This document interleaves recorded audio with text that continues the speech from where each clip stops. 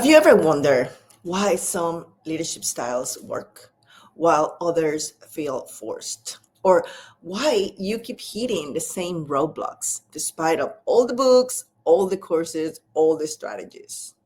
If you're wondering that, this is the episode for you. Because leadership isn't about what you do. Leadership is about who you are. And today I want to share with you a system I use when I'm coaching leaders to assess themselves and their teams. Because I have found is one of the most profound ways to understand exactly who we are. So grab your coffee, take a deep breath, and let's explore how this relevant system can help you lead with greater clarity, confidence, and authenticity. Let's start by defining what in the world is the Enneagram. The Enneagram is a personality framework that identifies 9 core leadership archetypes. Each has strengths, blind spots, and motivations. But unlike any other personality test that you might have taken in the past, the Enneagram gets to the why. Why do you lead the way you do? Why certain situations trigger you? And why you thrive in some environments and struggle in others? At its core, the Enneagram reveals 3 key things about your leadership. What drives you at your deepest level? Where do you get stuck under pressure? And what conscious shift will help you lead more exceptionally? But let's make it real. I'm going to walk you through each of these 9 types very briefly so you can try to understand how you're showing up as a leader today. The first archetype in the Enneagram is the perfectionist. The perfectionist, which is type 1, also called the discipline leader, are motivated individuals that love to do things the right way. Perfectionists, right? Their strength is an integrity driven leadership, setting high standards. The challenge is that it can be overcritical and struggle with delegation. The growth path of the Enneagram Type 1, the perfectionist, is to embrace progress over perfection. Then we have the helper, Type 2, the people-centric leader. They're motivated by serving others. Their strength is to build strong, loyal teams through care and support. Their challenge is that they can overextend themselves and neglect their own needs. And the growth path is to set healthy boundaries and receive help too. Then we have the achiever, the type 3. They are the visionary leaders, motivated by success and recognition, goal-oriented, inspiring, get things done. The challenge is that they can struggle with vulnerability and fear of failure. The growth path is to redefine success beyond external validation. Are you starting to see yourself or your team members in any of these archetypes? If you haven't yet, we have some more. Now we're going to type 4, the individualist, the authentic leader, motivated by expressing their true self, showing their true colors.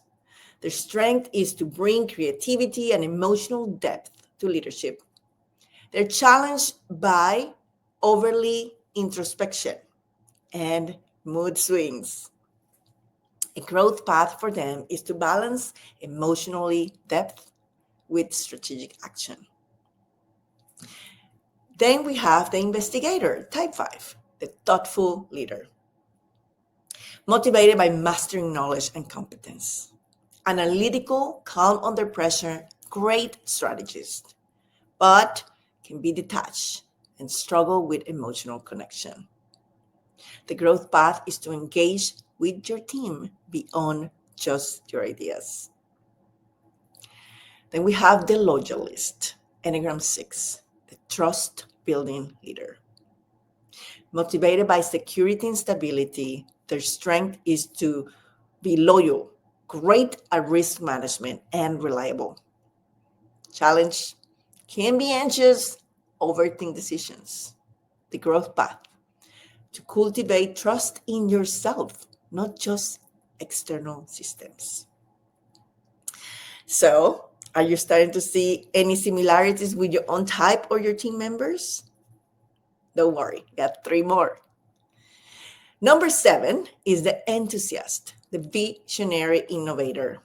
They are motivated by new experiences and possibilities. Their strength is their creativity, the optimism, and adaptability. The challenge is that they can be scattered, struggle with follow through. The growth path is to commit to seeing ideas through, not just starting them.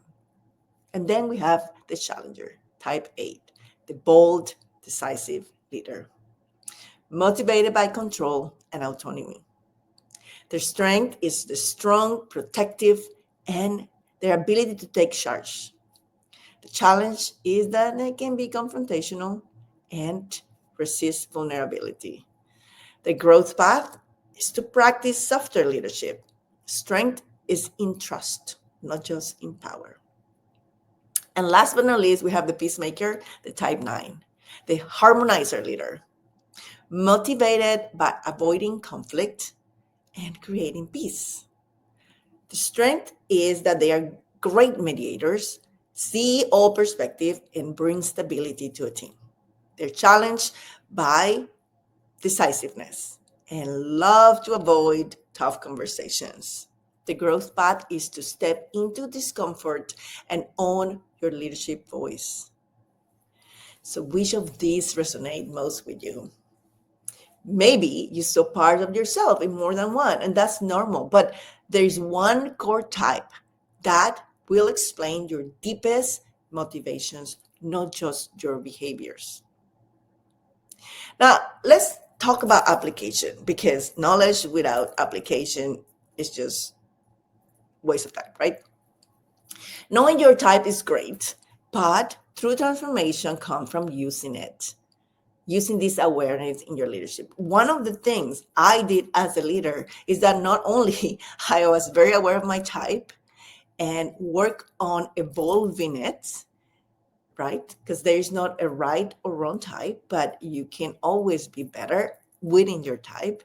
But I also knew the type of all my team members, my peers, and my leaders. So when I show up in a conversation, I knew exactly what motivated them, what triggered them, and how I needed to be most effective and exceptional. So here are 3 ways you can integrate the Enneagram into your leadership practice. First is self-awareness. You need to check in with yourself. You need to be aware whether you are leading from your strengths or your fears. Then you need to recognize, as I mentioned, the types in your teams so you can communicate more effectively, resolve conflict faster, and empower others based on their strengths, not yours. And instead of trying to fix your weakness, you need to see them as a growth opportunity. Leadership isn't about fitting into a mold. There's no right or wrong Enneagram type. They all have amazing strengths and weaknesses.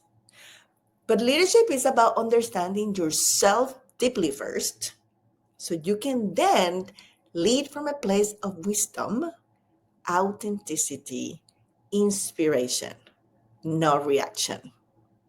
So here's my challenge for you.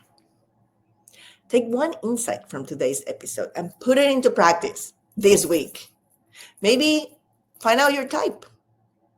Maybe if you know your type, start paying attention at how you show up in meetings. Maybe start noticing what triggers you.